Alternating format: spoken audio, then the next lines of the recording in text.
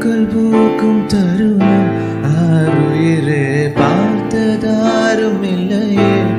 நேற்று வரை நேரம் போகவில்லையே, உனதருகே நேரம் போதவில்லையே. இதயம் முழுதும் இருக்கும் இந்த தயக்கம் எங்கு கொண்டு நிறுத்தும்? இதை அறிய எங்கு கிடைக்கும் விளக்கம்? அது கிடைத்தால் சொல்ல வேண்டும் எனக்கும் பூந்தளிரே.